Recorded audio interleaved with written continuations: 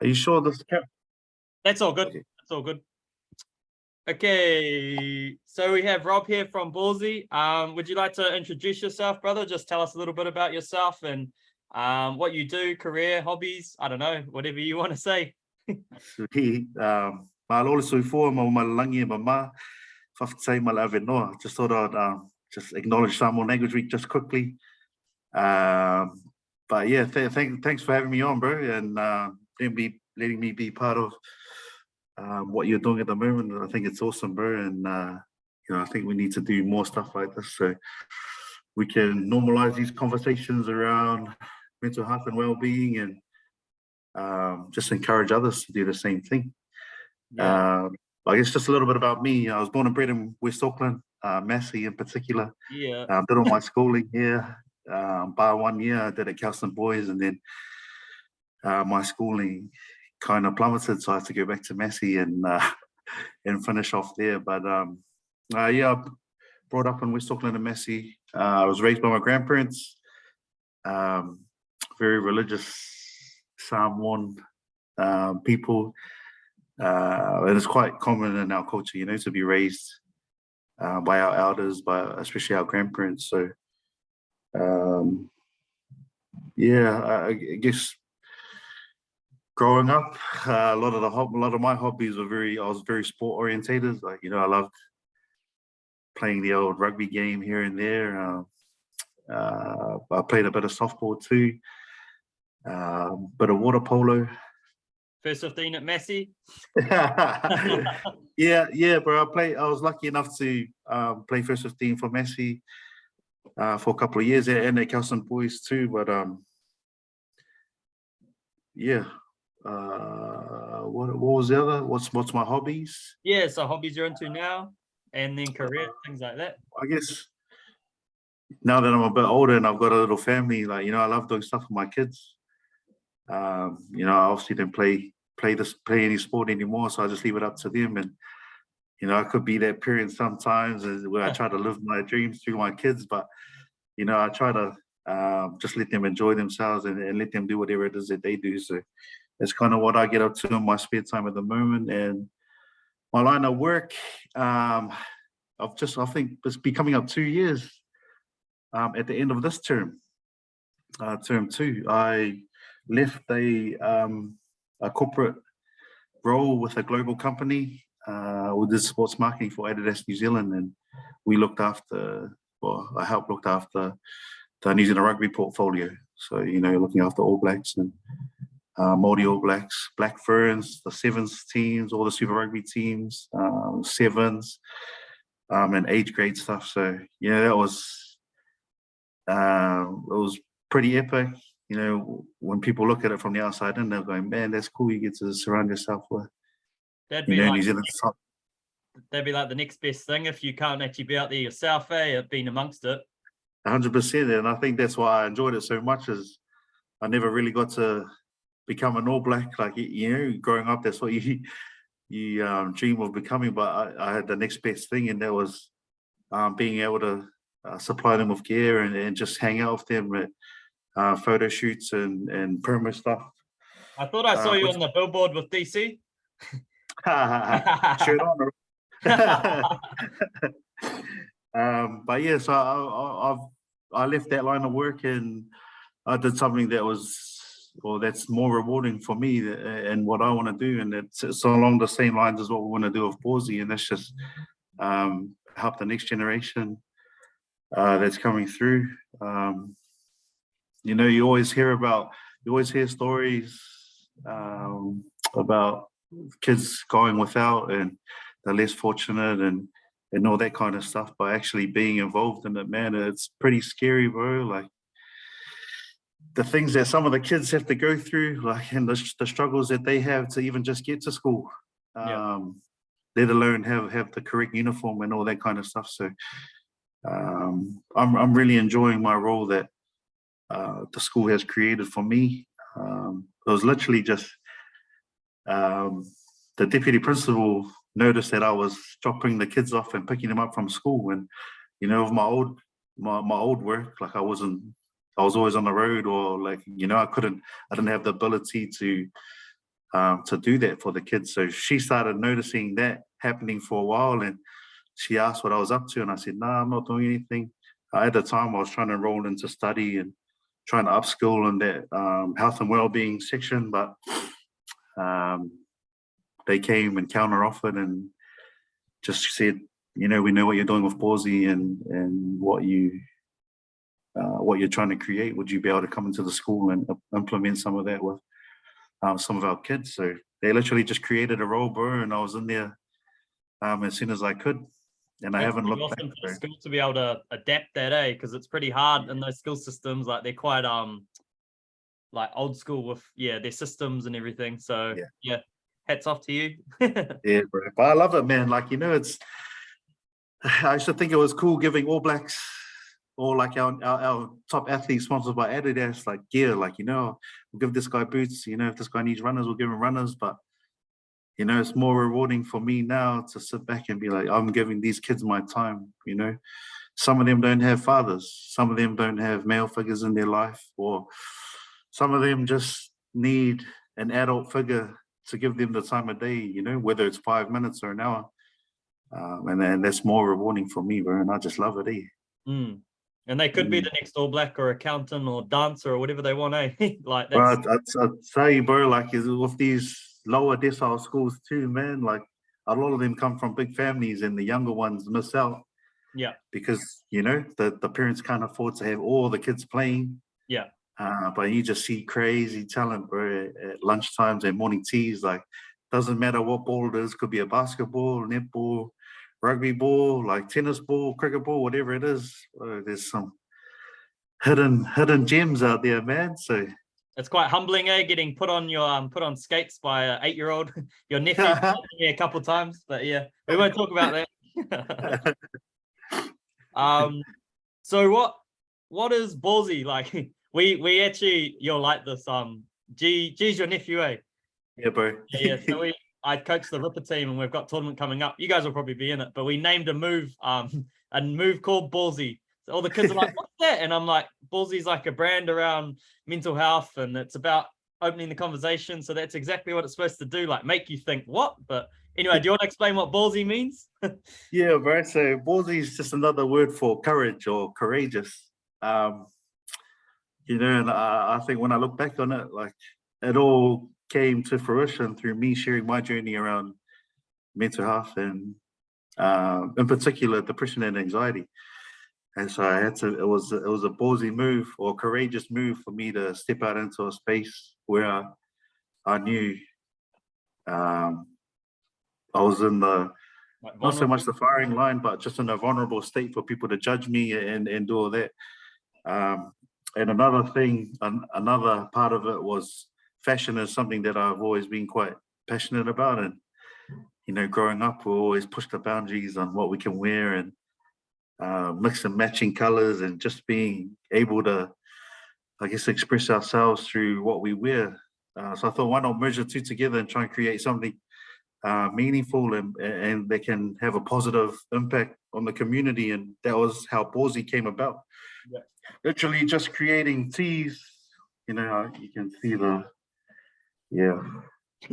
mom told me that I need to change the logo because she said it's inappropriate, but just little things like that. Once the amount of feedback we've got from people just saying, man, these t-shirts or the logo has given us the courage or the balls to have these conversations with random people in supermarkets or parking lots, or that people just randomly walk up to them and be like, man, that's a funny shirt, where'd you get that from? And it just starts conversations around things that often get swept under the carpet. And so that's how BALLSY came about, bro. And we're just, I had this conversation the other week, and a lot of people be like, how's business?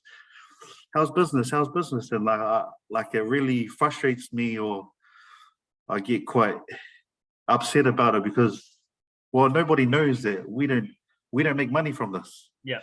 Like everything we do, we have donated every money or all the profits, that we've made, we've either donated or we've put back into promoting yeah, promoting the brand. Like it's not really a business for me, or for us.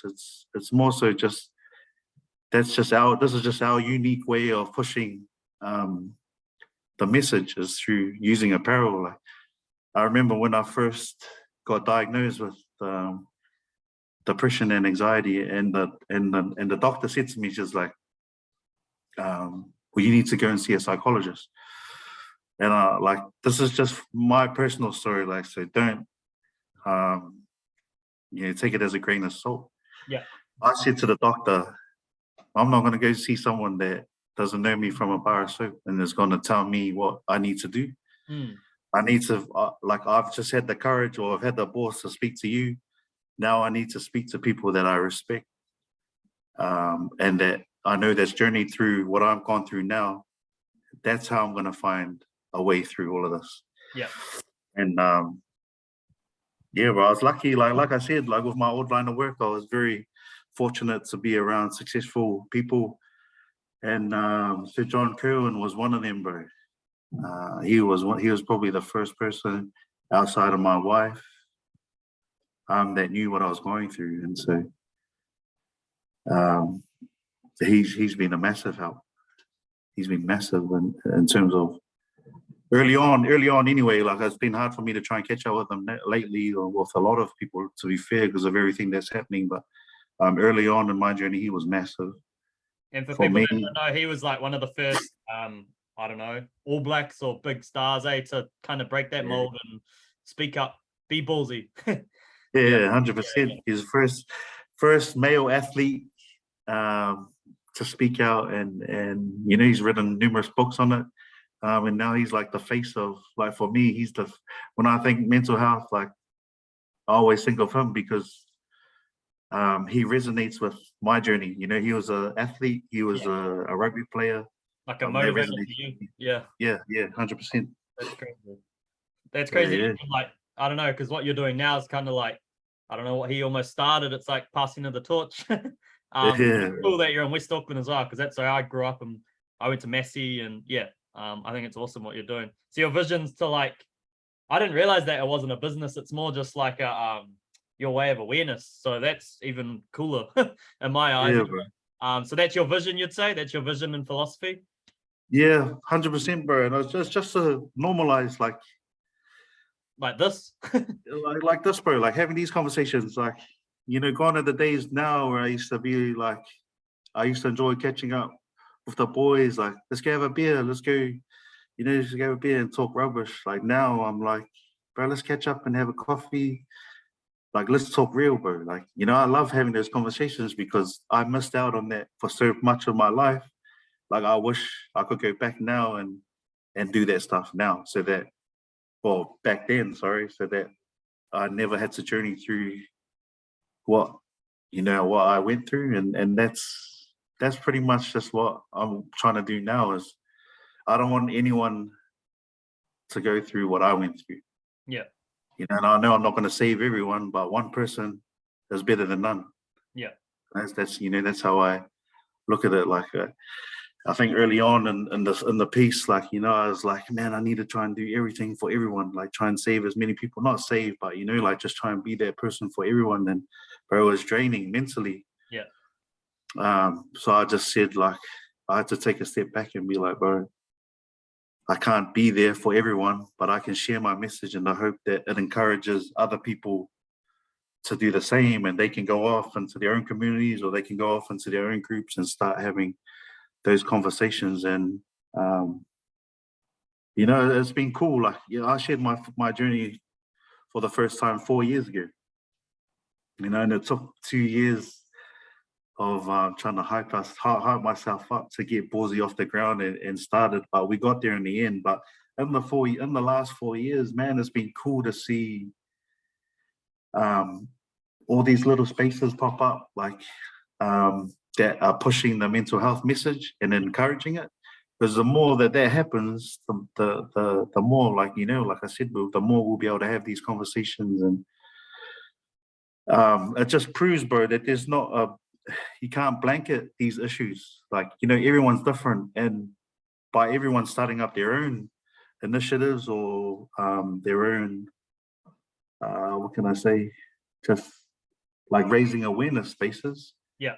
The more people can find others that they relate to and be like, oh yeah, I relate to this. Like, you know, because not everyone's going to relate to me or my style. Yeah, but someone you know might relate to someone else you know, or yeah, it's all like a yeah. snowball kind of. Yeah. I get Yeah, what yeah. you're saying. So No, yeah, that's kind of our buzz at the moment, is like just trying to do what we can, and like it's cool to see the space grow to where it is now, and it's just like evolving like every day, bro, which is awesome. no, definitely. Yeah. What are some of the biggest challenges? This is some real talk now. You don't have to either if you want to. Just it's all good. What are some of the biggest challenges or roadblocks you've had to overcome? It can either be business or just personal. Um, And how did you overcome these? What strategies? but one of the biggest ones was like sharing that I was struggling with depression and anxiety. Yeah, and why was that? I guess like just being in a vulnerable state, you know, the fear of being the reason why I never reached out back, you know, where maybe early teens or even could have been earlier than that. Yeah, Was because I was afraid of what people would think of me or what people would say.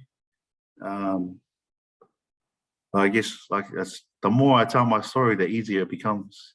yeah, And sometimes I've just got to remember that, you know, like some of the boys will come to me and be like, bro, I'm struggling with this, this, and this. And I was like, bro, just let's talk. Well, let me know how you feel. And then, but I can see that they're struggling to comprehend that.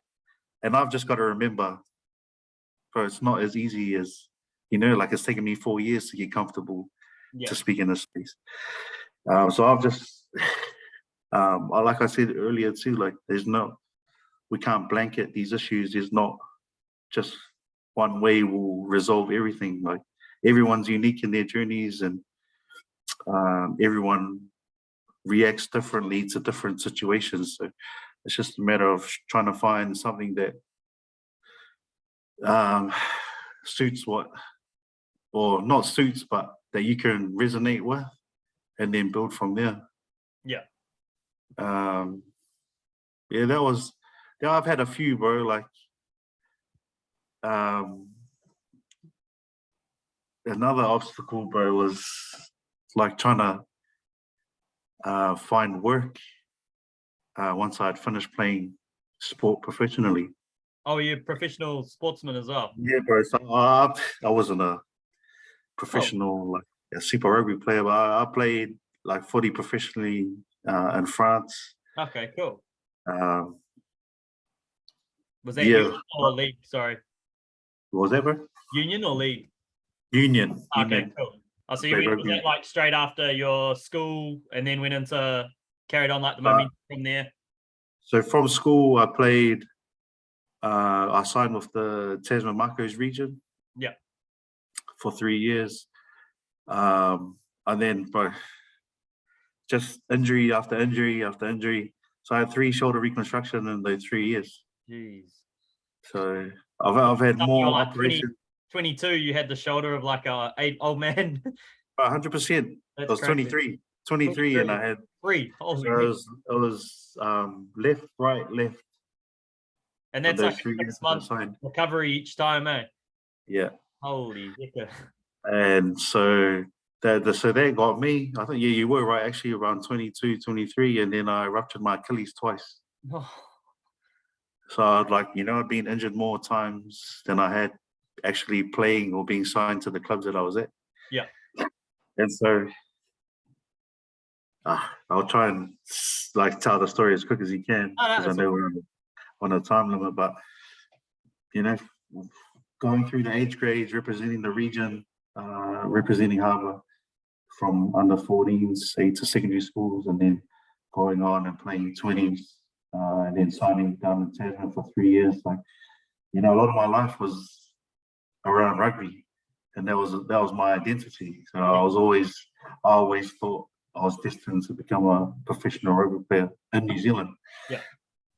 You know, and all that stuff had happened. The 3 shoulder reconstructions, the 2 Achilles ruptures, then coming back to New Zealand with a young family, like a newborn. I think Noah was 9 months old when we got back. You know, I had nothing to show for it. Yeah. Oh, you know, like rugby, like I said, rugby was my identity. I didn't know anything else. I wasn't the greatest at school. I had no education to fall back on. And so I tried to get back come back home and to look after my family. I had to find a job. I applied for numerous jobs, bro. Like I can tell you, it was like 50, could have been 60. Like it started off really well. Like what I thought was, you know, I started putting because I didn't really have any education qualifications. Yeah. So I just bombarded with all my sporting.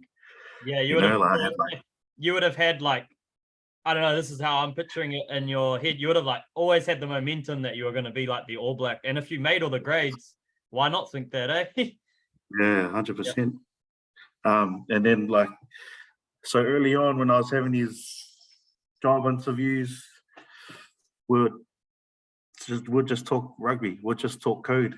And like, you know, I always left these places feeling like, yeah, man, I got a good chance, you know, they like me, blah, blah, blah. In 2 or 3 days, get a phone call and be like, oh, we've gone with someone that's got a bit more experience. Like, you know, we needed to have this backing or this education background and blah, blah, blah. And, or you can imagine, like after 1 or 2 conversations like that, you'll be oh, that's okay, it's okay. Something else will pop up. But you know, once it started piling up, like 30, 40, 50, it could have been 60 too. Like I lost count. Like that stuff starts playing on your mind. Like, you know, are you worthy enough to even be here? What are you doing? Like, in the meantime, my family's like, you know, we're struggling to eat, we're struggling to pay bills and do all that kind of stuff. So that's where I guess the first signs of depression and anxiety started to settle in, because, you know, I'd gone from having everything and then having nothing, like falling all the way back to having nothing. And so I was just lucky, bro, that Adidas gave me an opportunity to use my skill set and do what I do. Like even through there, it was a mission to get to where I wanted to, but you know, they gave me an opportunity to stay connected to something that I'm passionate about. Yeah. Which is sport and rugby in particular, but also some of the people there really took me under their wing and taught me everything that I needed to be successful in those roles. So I'm always grateful for those people, man, and I still stay connected to some of them now. Yeah, that's pretty cool. They're like family to me. And and how long were you with Adidas? Sorry for interrupting. 7 years. Okay, yeah. Yeah, 6 or 7 years. Yeah.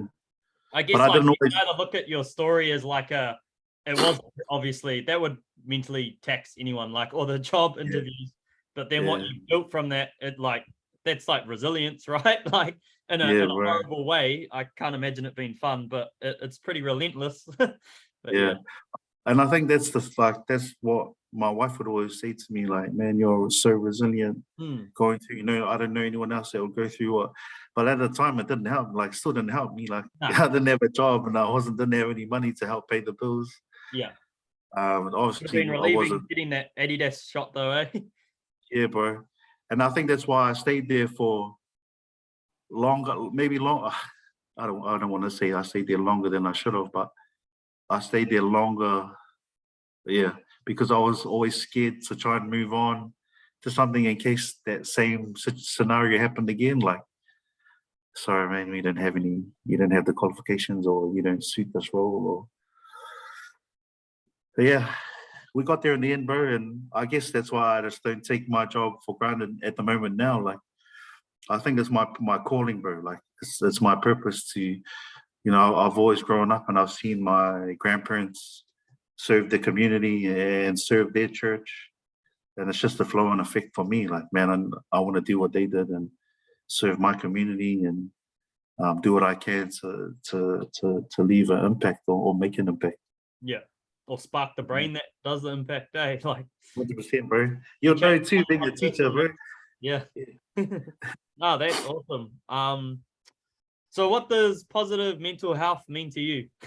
You pretty much touched it, but I'll ask it again. It's a it's, I guess, just finding something for yourself that encourages you to be better and do better. Bro, it's hard, bro, because like, you know, with BALLSY and us speaking out about our own mental well-being and our own journey, like a lot of people come to me and be like, think that just because I've shared my journey, I've got all the answers. Yeah. You know, bro, I don't have all the answers, bro. And I'm still not, like, there's days like where I wake up and I just want to stay in bed. Yeah. Like, or, you know, like, and I'm just because I'm like I try not to be the face of BALLSY, but I try and get my cousin to, that's why he's always in the photos. But, Shout you out know, to cousin. we're all like, we're just human, bro, and we've got to understand that there's going to be days where we're not going to feel like 100%, and we're not going to be able to give 100% to whatever it is that we do.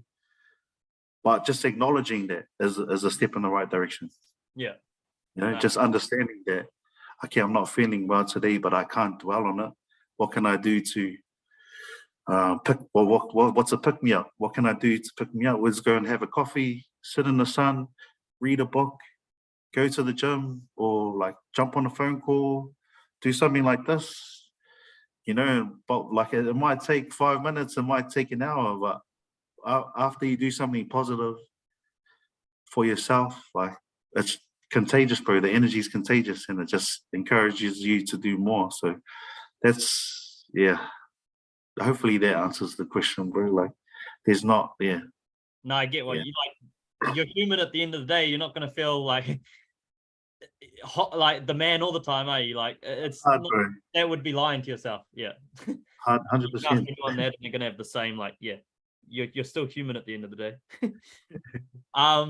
And last question for you. Just any strategies or tips you have for anyone else out there really that's like struggling, or I don't know, need some advice? Like, what would you give them? Well, people that are struggling at the moment, I just like, the biggest thing is that to understand that this is more common than you think. You know, the thoughts that we go through and the processes we have in our own brain, it's common. Like, everyone has it. It's just the difference between the people that can understand it and acknowledge it and the people that can't is the ability to feel safe asking for help. And I think the biggest thing, like, it's easy for me to sit here and say it because I've been through it, and I haven't come out the other end. I'm still, you know, I'm still journeying through this depression and anxiety, and I will for the rest of my life. But just being able to acknowledge and understand it, we really need to do more in this space, like what you're doing now, and just setting up or giving those people the opportunity to feel safe enough to reach out and be like, man, you know, I'm not feeling 100%. Okay, what can we do? The recipient needs to be like, bro, then the recipient also needs to be understanding and acknowledge that they might not even have the answers to help. But to be honest, bro, just being in someone's presence is like the first is a comfort zone. So just being able to understand that stuff, bro, that'll be my advice. I probably didn't explain it properly, but no, I get what you mean. That's totally sweet. So pretty much just be ballsy. Yeah, bro, just be courageous, be ballsy. Yeah. Bro, you know the funny thing. Oh, sorry, no, you're, what was that, sorry? Nah, the funny thing is, bro, it's like there's, you know, it's a masculine, like, it looks like a masculine brand because it's BALLSY, like, you know, it's got a picture of balls and blah blah blah. But in all honesty, bro, we have more female supporters than we do males, And like every time I look back at it, I'm just like, bro, that's because the stigma attached to it. Yeah. You know, like some females, like everyone that supports us, they always write in and they're like, man, this is amazing what you do. But I also understand too that a lot of the females do it on behalf of their partners because that's the partner's safe zone. You know what I mean? Yeah. So, which is why my mom said I need to change the logo to be more inclusive. I said, man, I've always wanted to be inclusive. I just thought this was the, you know, I'm just telling my own personal journey through these. And to be fair, that's like the part of the logo that kind of like catches your eye. Like, whoa, what's that? And then you start talking, and okay. Like I wore it into primary school the other day. I've got a white one, and I was like, oh, we'll see how the teachers go about this because it's quite like a formal. School. Bro. And I was like, oh, yep, get past the principal, I'm all right. And then the kids, oh, look at that. But yeah, at least it starts them talking. That's like the main purpose of your message, right? So bro, you're doing it right. You're the man for wearing it to school because I never wear mine to school either. I've always been scared to see what the senior management say. But in saying that, we've got a few other staff members, bro. They wear it all the time. Yeah. But I'm still I'm not that ballsy to wear it to work just in case I get told to go home. I can't go home. I haven't been told to go home since high school. Me too. No, well, unless you have any last words, that's us really, brother. Thanks heaps for that. Is there anything else you wanted to say? The floor is yours. No, I just wanted to say thank you, bro, for giving me the opportunity to jump on and just speak. You know, like I said at the start, it's important to have these conversations and to have these spaces too, because the more people, the more opportunities and the more people we can get by having these conversations, the more, or the more we can break the stigma attached to not asking for help. So, yeah, bro, I just really appreciate it, and I know this won't be the last time we catch up, bro, and have a yarn. I can see some books. You got some good books, bro. I might need to trade you some of mine. Yeah. Might need to trade or start a book club or something, man, because that's something that I was probably one of the worst readers coming through primary school and high school, but that's something I really enjoy now is when I get some time to myself is to read up and on stuff like that, like that Phil Knight stuff. And there's a lot of I like reading autobiographies to see how other people, because it's like I said, bro, it's common, bro, and everyone's got their own story to tell. And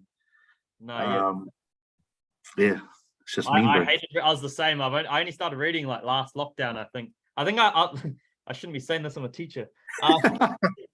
I think I read one book all last year, David Goggins, and then I've started reading since then. He's nuts, but the rest are good. I only like whatever, like kind of the same thing. Yeah, bro. I like learning about people. I'd rather watch a movie than read about. Thank you for that, bro. Yeah,